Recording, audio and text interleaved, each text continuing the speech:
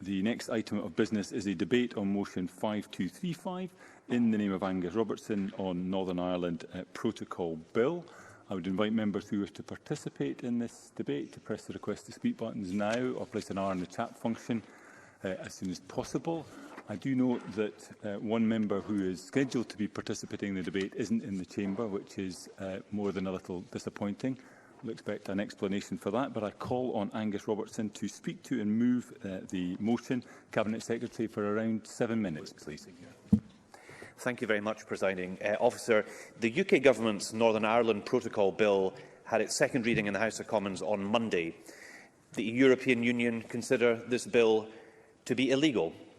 Many in the Commons also doubted its legality.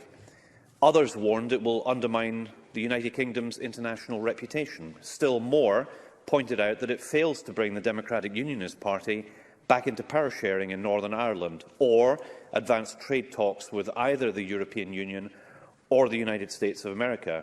And yet, not a single Conservative MP voted against the legislation.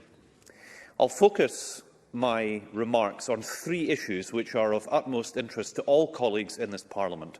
Firstly, the issue of legislative consent, which Conservative members seem to have forgotten about when they told us last week that this bill was none of our business. Secondly, the question of international law, which itself is related to whether the Scottish Government can recommend consent. And thirdly, the potential direct impact and damage that will be caused to people in Scotland should this bill become law. Presiding Officer, the Northern Ireland Protocol is a key part of the withdrawal agreement the UK Prime Minister signed with the European Union in 2019. Indeed, without the Protocol, it's clear there would not have been a deal at all between the European Union and the UK. And so good was that deal, according to Boris Johnson, that when he signed it, he hailed it as a fantastic moment and went on to fight a general election on the basis that he had got Brexit done. Yet this bill unilaterally disapplies or affords the UK Government powers to disapply the legislation that enforces part of the protocol in the UK. In other words, the UK Government wants to tear up that self-same, apparently fantastic deal and renege on the UK Government's commitment and international obligations. And they want the Scottish Government to recommend consent for the bill that does the tearing up and for this Parliament to agree to that recommendation. So, to address the first issue very directly, it's inconceivable that the Scottish Government could recommend such a legislative consent motion. And that brings me to my second point today, the question of international law. It is the opinion, seemingly, of all except the UK Government that this legislation, if implemented, would breach international law. It deliberately sets the UK on an entirely avoidable collision course, our fellow Europeans in the EU, and leaves the UK increasingly isolated in the court of world opinion. Following the introduction of the bill, Commission Vice President Maroš Šefčovič stated, "Let there be no doubt there is no legal nor political justification whatsoever for unilaterally changing an international agreement. Let's call a spade a spade. This is illegal." He was not alone in this view. It was a view echoed across European capitals, and not just Europe. Senior US officials do not, and I quote, "believe that unilateral steps are going to be the most effective way to address the challenges facing the implementation of the protocol." Most important of all, perhaps, is the view from Northern Ireland. More than half of the members of the Northern Ireland Legislative Assembly have rejected the UK Government's actions as, quote, "utterly reckless." So reckless in terms of negotiating with the EU, reckless with regard to the United States, and reckless with the Belfast Good Friday Agreement. Legal commentators tend to agree that these proposals could breach international law. This is deeply concerning, but not surprising. Not surprising from a government that in 2020 brazenly said that its legislation to amend the withdrawal agreement would break international law in a limited and specific way, as if that was okay. Jonathan Jones QC, former head of the UK Government Legal Department, has described the legal position as hopeless. In reference to the legality of the proposed legislation, let me turn to the Labour amendment. Obviously, the bill would still need to complete its parliamentary passage and be commenced by the UK Government to breach international law. And the legal position would depend on conditions at the time, as well as other factors and arguments about which we do not currently have full information. But on that basis, I'm content, the Government is content, to accept the amendment. Let me turn now to the Scottish interests. It's clear that the bill damages even further the UK Government's relationship with our largest trading partner. It causes business and investor uncertainty and risks sparking a damaging trade war. I cannot think of anything more irresponsible, Presiding Officer, than launching this confrontational action in the middle of a cost of living crisis and when the UK is at real risk of entering a recession. For the UK as a whole, it's been estimated that Brexit has so far cost the UK economy £31 billion. We know Scotland's total trade with the EU was 16% lower in 2021 than in 2019, while its trade with non-EU countries fell by only 4% in the same period. Many of the difficulties faced by Scottish businesses are a direct result of the UK Government's decision to adopt a hard Brexit outside of the single market and customs union. Where our supply chains interact with EU businesses, be it for materials, for finished goods or labour and skills, this approach has made it harder and more costly for businesses to operate. Catherine Bernard, the Professor of EU Law at Cambridge University, has warned of even tougher times ahead and the risk of iconic Scottish products such as whisky, salmon, cashmere being affected in the event of a trade war. This is hugely concerning. Scottish salmon exports to the EU alone are worth £370 million and account for two-thirds of the sector's exports. Any retaliatory measures for the sector would be expected to impact many of Scotland's rural communities and supply chain operators. Clearly, embarking upon an utterly senseless and self-defeating course of action, the UK Government has provoked an unwinnable conflict with likely catastrophic consequences for many people. It's something that Scotland cannot, must not accept.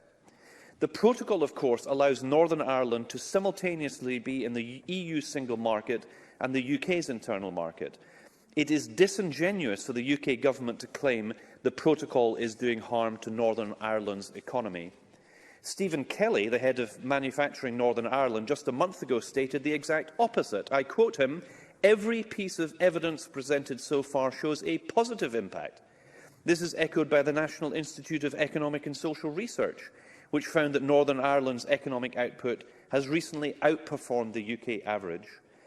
Similarly, the chief analyst of the Ulster Bank has noted that manufacturing jobs are growing 4 times faster in Northern Ireland than the UK average. You do need to start winding up. I will indeed, Presiding Officer. Lastly, just last week, the Resolution Foundation estimated that Northern Ireland will be the least impacted UK region in the long run because of its access to the single market. Presiding Officer, for the reasons I've set out, I reject the amendments by the Conservative benches. Today's motion, as amended, asks the Parliament to take note of these very serious concerns and to urge the UK Government to draw back from its course of reckless confrontation, withdraw the Northern Ireland Protocol Bill and restart negotiations with the European Union immediately with a view to mutually agreeable and durable solutions. I ask the Chamber to support the motion.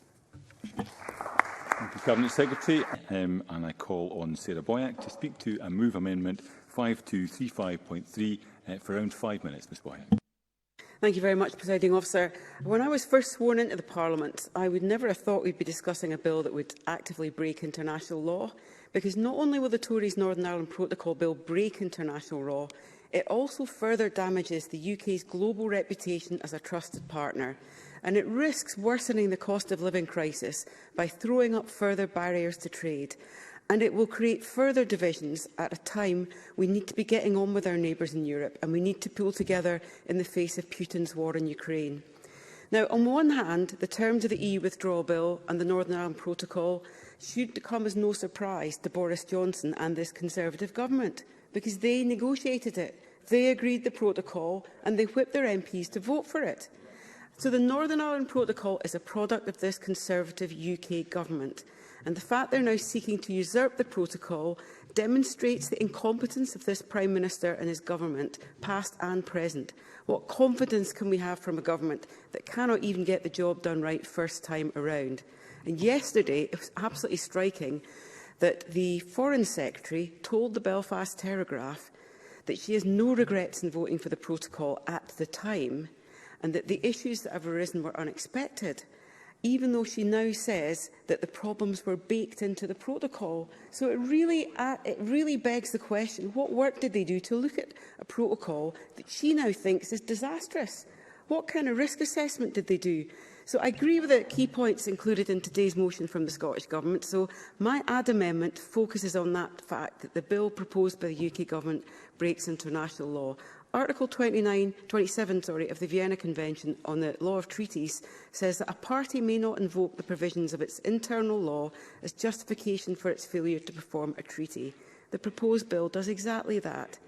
In the bill, the Tory government is seeking to unilaterally override parts of the Northern Ireland Protocol through UK domestic law. Now, the irony of Donald Cameron's speech was I actually agreed with his suggestion that the UK and the EU should actually be sitting round the table and negotiating, not what this bill is doing. So, there is an issue about the doctrine of necessity and the legal principle. We may come on to that in this debate, but it's really clear that the doctrine of necessity only applies when a country is facing grave and imminent peril, and that the UK government's own formal legal adviser, Jonathan Jones, has already said that the EU would be completely unpersuaded by this argument. So this bill shows once again a Tory government totally detached from the real issues of the day, hell-bent on furthering their own political agenda, with no regard of the reputational risks they're opening our country up to. And a real irony, it speaks volumes, that the former Prime Minister, Theresa May, warned that unilateral attempt to scrap parts of the Northern Ireland Protocol and Brexit deal are not legal.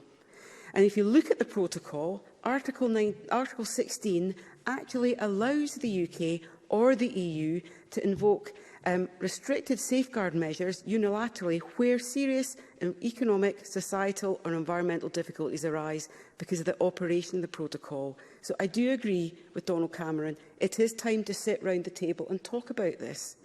Professor of Public Law at Cambridge, Mark Elliott's analysis of the UK Government's legal position is that the UK Government has no intention of using this provision. The Northern Ireland Protocol was put in place to ensure the Tory Withdrawal Agreement from the EU protected the Good Friday Agreement. And to date, far too many Tory MPs have shown complete disregard for the Good Friday Agreement in the Brexit process, and that is seen here from the very top of the UK Tory Government. So Scottish Labour will not support legislation that not only does not respect international law, but it threatens the hard-won Good Friday Agreement. There is negotiation needed. And the irony, this is a real irony, while the Tory party claims to stand for businesses, businesses in Northern Ireland have actually been able to work with the protocol. And this bill risks creating new barriers in a cost-of-living crisis. And it will only bring more uncertainty for the people of Northern Ireland who are trying to make the protocol work in best faith. Surely far better to negotiate on food and agricultural standards rather than raising trade barriers. Presiding Officer, this bill would break international law and have a devastating impact on families and businesses in Northern Ireland, Scotland and across the UK. The UK Government must focus on negotiation with the EU. That is the route to ensure that international law is respected and the Good Friday Agreement is protected. That means sitting round the table, that means negotiation, and it means doing that in good faith. I move the amendment in my name. Thank you very much, Ms Boyack. I now call Willie Rennie for around 4 minutes. Mr Rennie. Thank you, Deputy Presiding Officer. We will support the Government motion today and the Labour amendment. The European Union has a largely unrecognised but central role in the Northern Ireland peace process. It formed a cradle within which peace could thrive. With Ireland and the UK both in the EU, it allowed a way forward to develop. The border between north and south could be removed for freedom of movement of goods and people across Ireland and with the rest of the United Kingdom. It was reckless for the now Prime Minister and the Leave campaign to ignore the extensive warnings of the consequences of removing that cradle. The Prime Minister was dishonest to tell people he had found a good solution, because there is no good solution. Whether the border is north-south or east-west, there needs to be a border, and the border's costs. The protocol he condemns today was the protocol he praised 3 years ago, and the more the UK wishes to diverge from the European Union, the greater the pressure that there will be on that border. I would love to say there is a good solution to the Northern Ireland problems caused by our exit from the European Union, but there simply isn't. There are least worst options, and the protocol may be the least worst option. We now move to the open debate. I call first Jim Fairley, to be followed by Paul Sweeney for around 4 minutes. Mr Fairley. Thank you, Presiding Officer. Presiding Officer, when is an international treaty not an international treaty? Ordinarily, there should be a punchline inserted at this point, but unfortunately the joke is on us in so many ways it is both embarrassing and dangerous. And I attended the Quality Meat Scotland breakfast meeting last week at the Royal Highland Show, where the First Minister gave a very well-received address to the farming and red meat industry attendees. However, what I found incredibly interesting that morning was the presentation from Professor John Gilliland. He is a former president of the Ulster Farmers Union and chair of DEFRA's Rural Climate Change Forum. His talk was interesting for several reasons, but one thing that really struck me was that almost in his first sentence, he congratulated us here in Scotland for having a viable working First Minister who was able to work on the behalf of the people of Scotland, because coming from his part of the world, that was clearly something that they would love to have. The Northern Ireland Protocol was supposed to be the tool that allowed them to have that functioning Parliament that the majority in Northern Ireland voted for. And yet here we are debating the fact that once again throwaway lines and promises from Boris Johnson have proven to be nothing more than his usual speak first, think never routine. It didn't matter so much when he was editor of The Spectator, but it absolutely does matter now when he is the Prime Minister. And now he is destabilising an entire country and threatening a trade war with the EU. It appears that there is so little respect from the Tories for international treaties, whether they were signed in 1706 or 2020, that they think it's okay to just ignore or break them and carry on regardless of the consequences. In the words of Maros Sefcovic, the UK Government has tabled legislation confirming its intention to unilaterally break international law. And whilst it is bad for the people of Northern Ireland, leaving them without a functioning executive, it is also extremely damaging to us here in Scotland. It causes serious potential for a trade war with the EU during a Tory-inflicted cost-of-living crisis and puts at risk the vitally important trade of goods between Scotland and Northern Ireland. And I know that the Tories are having difficulty this week with the concept of a political leader delivering on a promise made during an election campaign. But let me remind them what their own party leader said to the Democratic Unionist Party in Northern Ireland in 2018.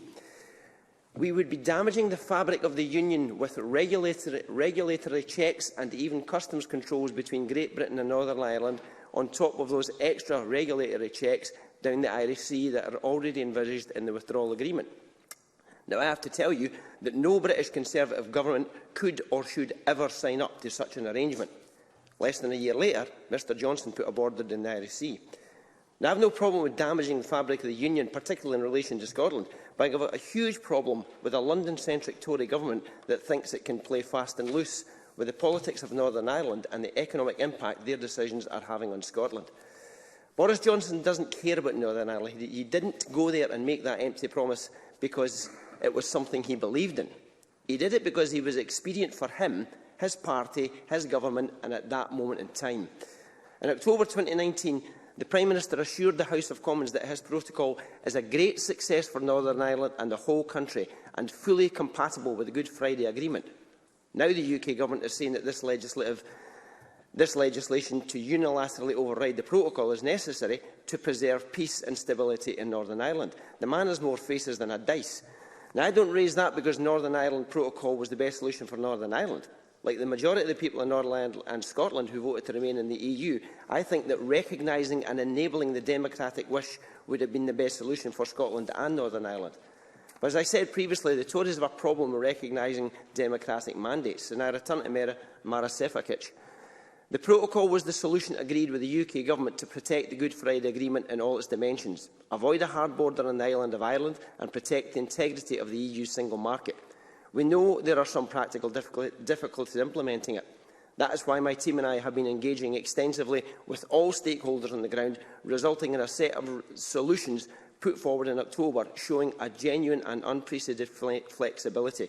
A genuine and unprecedented flexibility, Presiding Officer.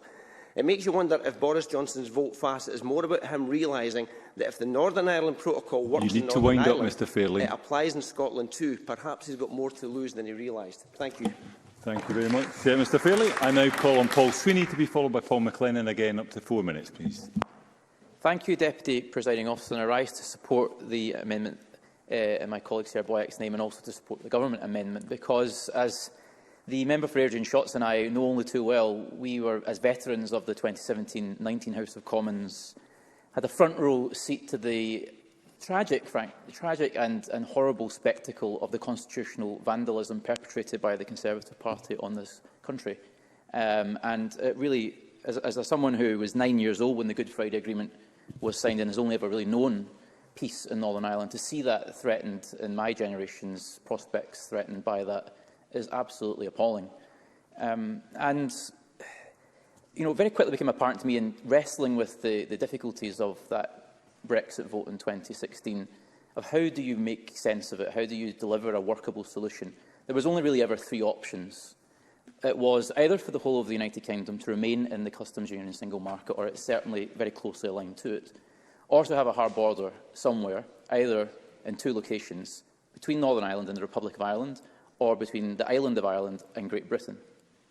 And the fact that then the Conservatives, Theresa May and then later Boris Johnson, made three promises which were logically incompatible. I kind of summarise it as the Brexit trilemma. That promise one was leave the single market and customs union, but have no border between Ireland and Northern Ireland, and also to have no border between Northern Ireland and Great Britain. I'm afraid that was simply impossible to achieve.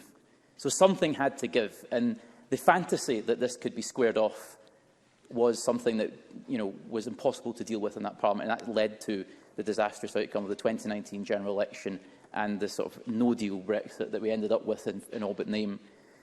So option A really was the 2019 Withdrawal Agreement, what ended up with the Northern Ireland Protocol that Johnson negotiated with the EU, but it broke a promise to have no border between Northern Ireland and Great Britain. So he lied to the DUP, his erstwhile partners, in sustaining the Conservatives in power, as the UK agreed to a de facto customs border in the Irish Sea, with checks on goods moving between Great Britain and Northern Ireland. So now Johnson brazenly and outrageously denies that he agreed this, and thus, to try and cover his tracks, threatens to renege on the deal.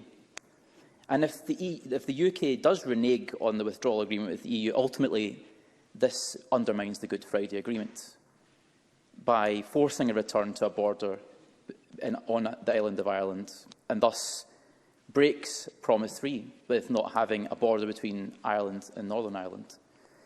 And this effectively results in a no-deal Brexit, an economic disaster for the UK. And the US, of course, would never sign a trade deal with the UK if it does this.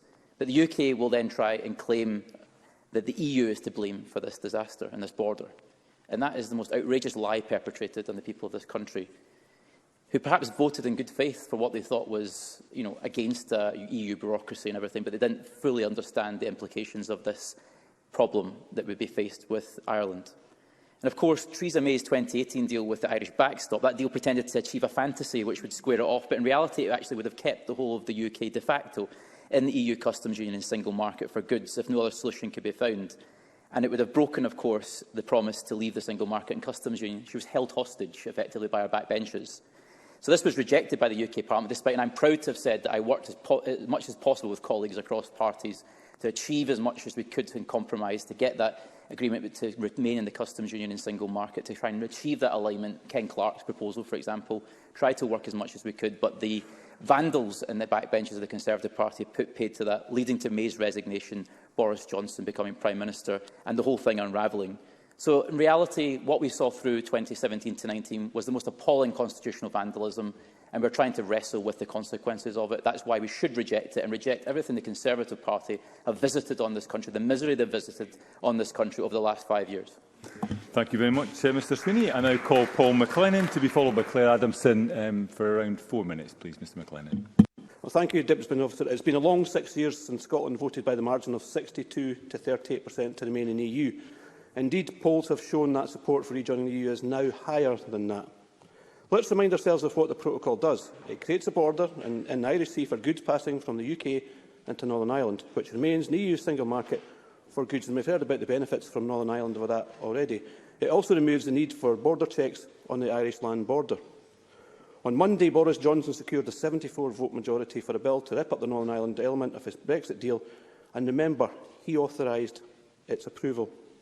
More than 70 Tory MPs either abstained or were excused from voting. These included Theresa May, former Northern Ireland Secretaries Julian Smith and Karen Bradley, and former Attorney-General Geoffrey Cox. Theresa May led criticism of the protocol bill, condemning it as illegal and warning that it would damage Britain's standing of the world. Theresa May said of the bill, and I quote, "This bill, in my view, is not legal under international law, won't achieve its aims and diminishes the standing of the UK in the eyes of the world." Simon Hoare, Tory chairman of the Commons Northern Ireland Committee, said the bill appeared to be a muscle flex for a future leadership bid by Liz Truss, the Foreign Secretary. The EU has warned Britain against unilaterally ripping up the protocol, and they would respond to the bill by restarting legal proceedings against the UK and threatening to use all measures at its disposal, including a potential trade war, if London acted to unravel the protocol. In regard to the impact of Brexit, the Centre for European Reform, the CER, modelled the economic performance of the UK that remained in the EU, using data from countries like the US, Germany, New Zealand, Norway and Australia, whose performances were similar to the UK before Brexit. It then compared this with real performance of the UK economy since the referendum 6 years ago. The CER concluded by the end of last year the UK economy was 5.2% or £31 billion smaller than it would have been had it stayed in the EU. Investment by business and government was 13% lower, and goods trade 13% lower also. Last year, the Prime Minister promised the UK was on the way to becoming a high-wage, high-productivity, low-tax economy. The evidence suggests, so far, it's delivering the opposite. John Springford, Deputy Director at CER, commented, "If the economy is 5% smaller than it would have been otherwise, then we are all 5% poorer. It also means that taxes have to rise to fund the same quality of public services we had before." And I quote, "That's given us the backdrop to the Chancellor's decision to raise the overall tax burden to levels that we haven't seen since the 1960s. Resolution Foundation think tank in a report in collaboration with the LSE had said that quitting the EU would make Britain poorer during the 2020s. They also specifically highlighted the impact on the fishing industry, and I quote, "which is largely based in Scotland, is expected to decline by 30%, and some workers will face painful adjustments." Presiding Officer, in conclusion, Brexit has proved disastrous for the Scottish economy, and now the UK Government is risking a disastrous trade dispute with the European Union. Scotland is in the midst of a Tory cost of living crisis, and the UK is hurtling towards recession. The total trade in goods and services, the trade deficit, has widened by £14.9 billion to £25.2 billion in Q1 of this year, reaching the largest deficit since records began in 1997. This is a devastating impact of Brexit. The UK Government needs to withdraw the Northern Ireland Protocol Bill and restart negotiations with the EU immediately. There is, of course, a solution on the horizon. Scotland will retain its independence on 19 October 2023, start negotiations to rejoin the EU and become part of the European family as an equal partner. Thank you. Thank you, Mr McLennan. I now call Claire Adamson to be followed by Ross Greer for around 4 minutes. Ms Adamson. Thank you very much, Presiding Officer. Presiding Officer, having visited Brussels twice recently, as mentioned by my Deputy Convener, in as many months to the Parliamentary Partnership Assembly and also on a fact-finding visit for the committee, I have seen at first hand how Europe and the wider world sees the UK, sees us. In short, the UK is seen as not to be trusted. If it enacts the Northern Ireland Protocol Bill unilaterally, it will be viewed internationally as a rogue state. This bill represents a huge threat, not just to Northern Ireland, but to Scotland's economy, our competitiveness and our consumers. That's our constituents. Scotland exports such as whisky, salmon and cashmere could be affected, industries that are already having to contend with post-Brexit chaos. The most recent National Institute of Economic and Social Research quarterly outlook states that the closer links with the EU through the trade and potential labour mobility have benefited Northern Ireland post-Brexit. Northern Ireland is shielded because it was given compromise, a compromise sought for Scotland, but denied as we are tethered against our will to Brexit. So the question from my Conservative colleagues is, cui bono, who benefits from these decisions? The decision to leave the EU, the subsequent decision not to progress the implementation of the protocol, and now the decision to unilaterally introduce this bill. A bill that rips up a protocol that was agreed, and a protocol that Boris Johnson and his Tory acolytes were hailing as a triumph at the time. It was negotiated in good faith between Westminster Government and the EU Commission, but by reneging on the first serious international treaty post-Brexit, the Tories will do irreparable damage to the UK's international standing. The Commission has announced new infringement proceedings against the UK Government over the alleged failure to implement the staff border and control posts at the Northern Ireland ports, and to provide real-time data on the movement of goods between Great Britain and Northern Ireland. Can I say to Mr Rennie, this was suspended infringement proceedings that have been reenacted because of the bad faith of the UK Government. And having been in the room during the PPA, I heard the representation from the EU and from the UK delegation, and the EU are incredulous that, having solved the medicines issue and negotiated using what is there within the protocol to solve these difficulties, that the UK seem not even to have responded, as Ms Hislop said in her intervention, responded to the new proposals from the EU to make this work, to get round that table. And it is the UK that is the problem in this negotiation being taken any further. Mr Simkiewicz's comments have been laid bare. He has told us how this would be an illegal and it could provoke a trade war.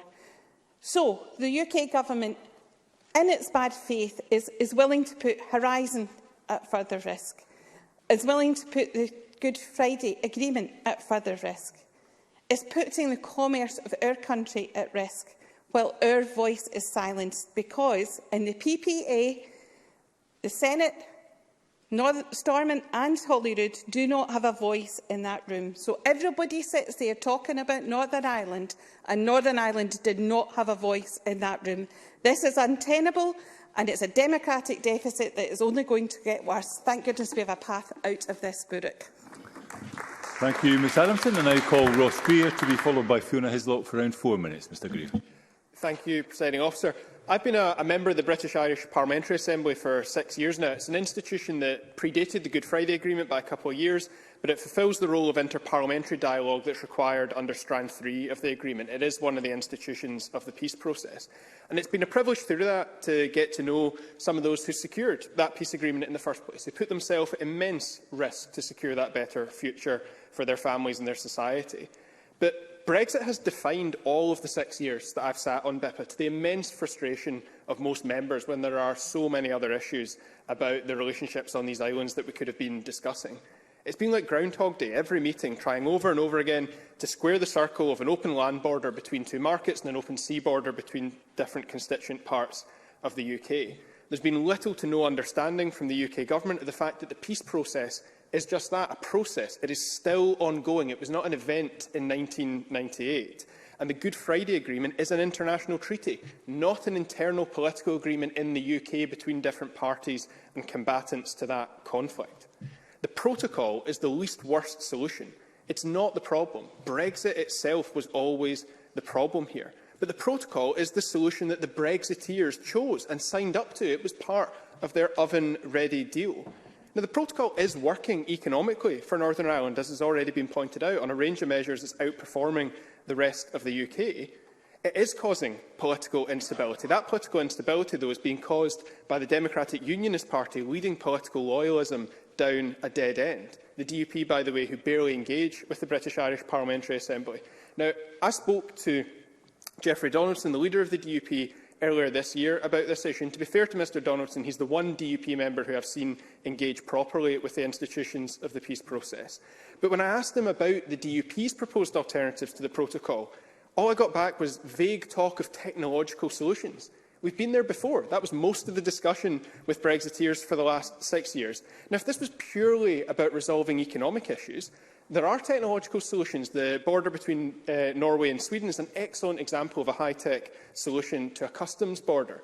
But we know that that's not a solution in the north of Ireland because it would require immense amounts of physical infrastructure, something that's clearly not compatible with the peace agreement. Now, the DUP have whipped up political loyalism. They're now being punished by it as a result of that. A number of loyalists, fairly understandably, feel that they've been sold out as part of this process. Northern Ireland's changing. The institutions are premised on a unionist-nationalist divide.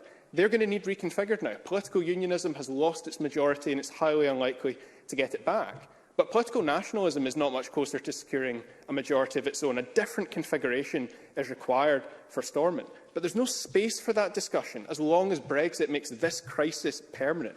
If polling is correct, Irish unity is perhaps closer than ever. That's not an issue for us to weigh in on, but I highly doubt it was an intended consequence by those who led us here from Downing Street. But the situation in Northern Ireland is being made worse by Tory brinkmanship. At best, it's about strengthening their negotiating hand with the EU, though that would be a shameful way of going about it, because it plays into the hands of the people who don't want peace, who never wanted peace in the north of Ireland. But more likely, it's just about holding on to the keys to number 10. Boris Johnson constantly feeding the Brexiteer wing of his own party and wider support base a constant diet of confrontation with Brussels. If it is about negotiating strength, though, there's another profound mistake being made there.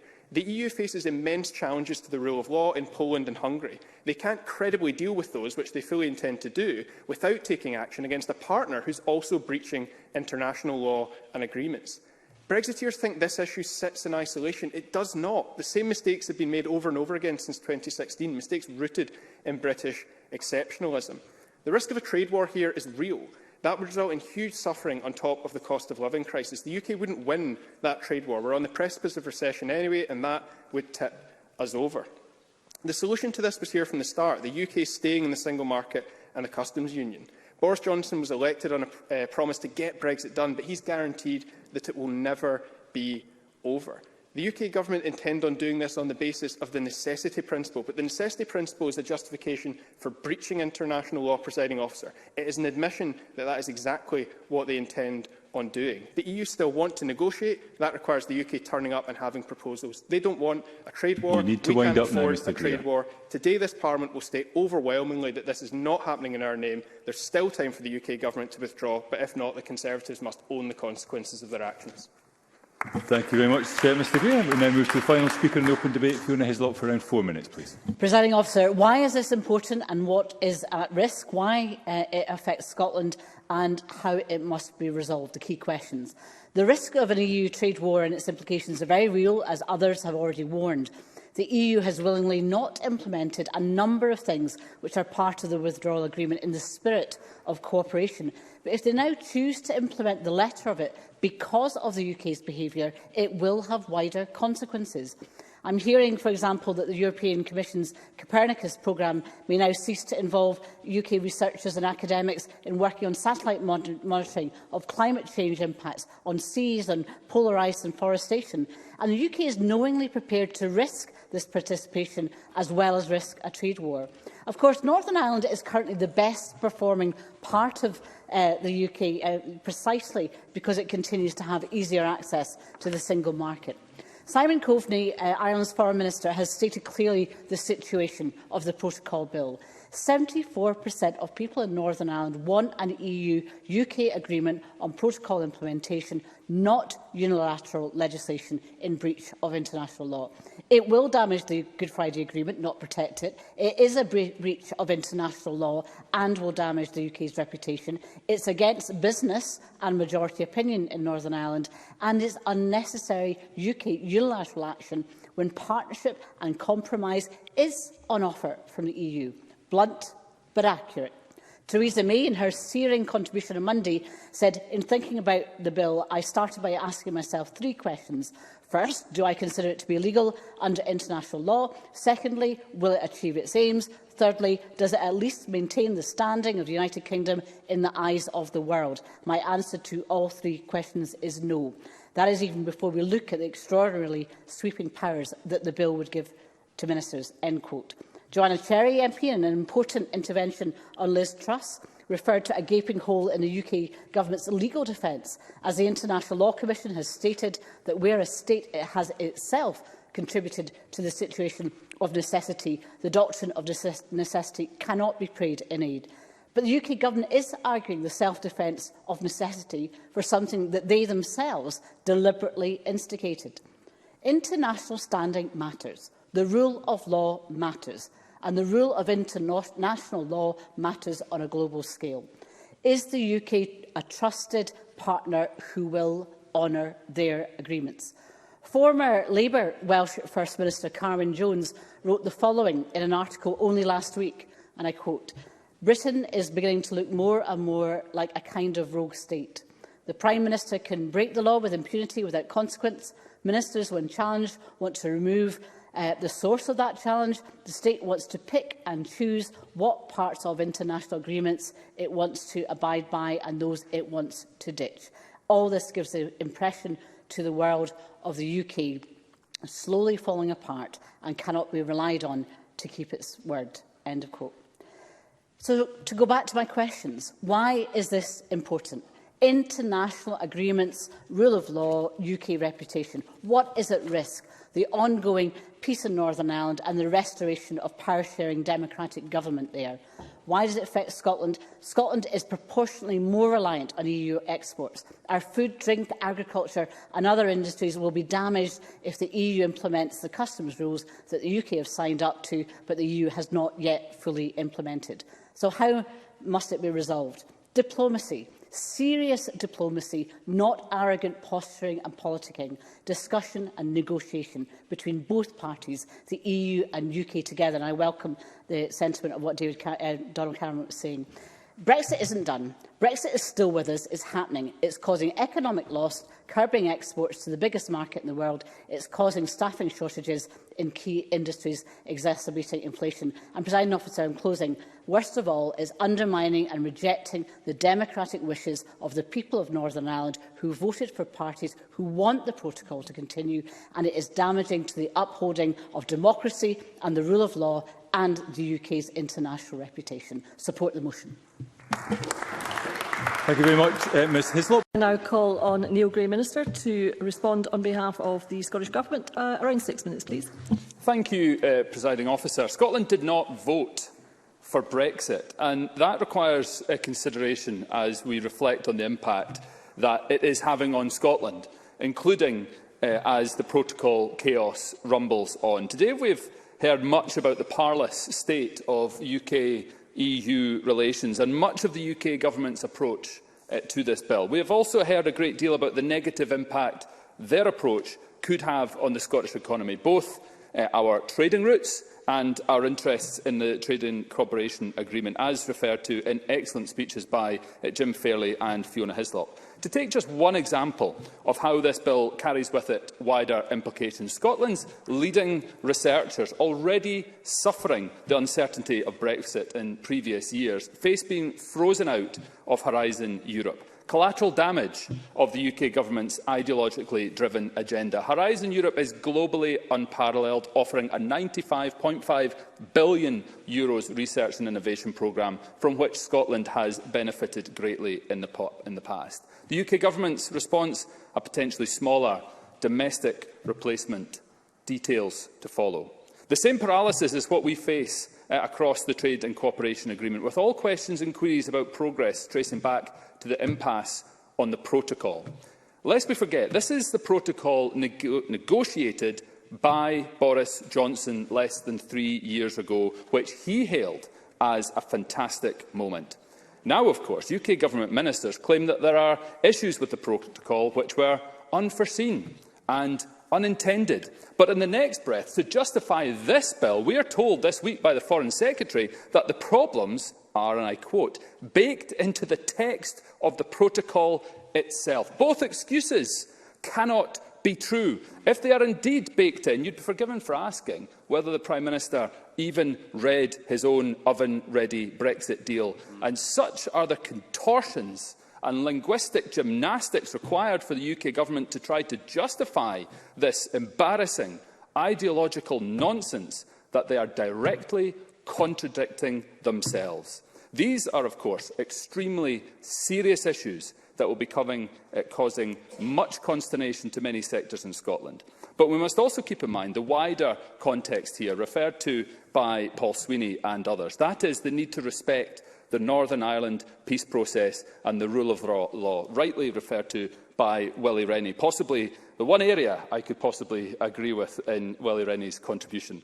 Adherence to the rule of law is what underpins our democracy and our society. It is fundamental, a fundamental value that we hold dear in Scotland. Knowingly breaking it by passing this legislation could have far-reaching economic, legal and political consequences and should not be taken lightly, covered by Paul McLennan. As Ross Greer said, UK ministers' justification for trashing the protocol is that there is necessity. But as Theresa May said on Monday night, the very existence of Article 16, which allows negotiations on aspects of the protocol, negates the legal justification for the bill, as offered by Fiona Hislop. And before closing the debate, I want once again to stress the frustration and anger felt in European capitals as a result of this bill, and the unfathomable and unforgivable damage it does to bilateral relations, as stressed well by Sarah Boyack and by Claire Adamson. We have seen the UK Government's actions condemned in Brussels, Berlin, Paris, Dublin and Washington DC by presidents and prime ministers appalled that a Western democracy would cast aside an international agreement it signed in good faith less than 3 years ago. And this is not just about the Northern Ireland Protocol, though important though that is. This is about our nation, as part of the UK, is perceived on the international stage. It is also further evidence of the importance of Scotland being able to take charge of our own affairs in future as an independent nation.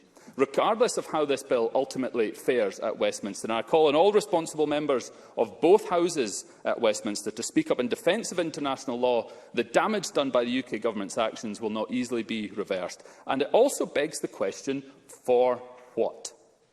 What end is the UK Government pursuing with this bill that justifies the extraordinary means? It cannot truly be the economy, as outlined by the Cabinet Secretary. The Northern Ireland economy is enjoying better growth as it has continued access to the single market. We are told that they are seeking to unlock the political impasse in the Northern Ireland Assembly to protect the Good Friday Agreement and restore power sharing at Stormont. If that truly is their aim, then they are falling at the first hurdle. The DUP is still refusing to share power with Sinn Féin, and more than half of those elected last month to the Legislative Assembly, the very body the UK Government claims it is protecting, have made their position very clear in a recent letter to the Prime Minister, and I quote, "We strongly reject your continued claim to be protecting the Good Friday Agreement as your government works to destabilise our region. Your claims to be acting to protect our institutions is as much a fabrication as the Brexit campaign claims you made in 2016. So to conclude, Presiding Officer,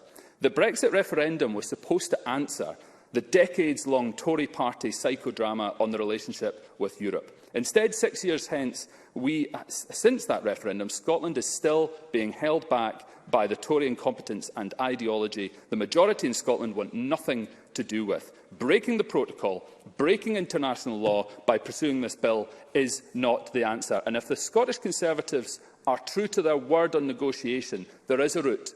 Article 16 and renegotiate the terms of the protocol. But in the meantime, they should consider removing this bill, ensure that they do not break international law and get back round the table to negotiate with the EU so we all enjoy a more fruitful future with a better relationship with the EU.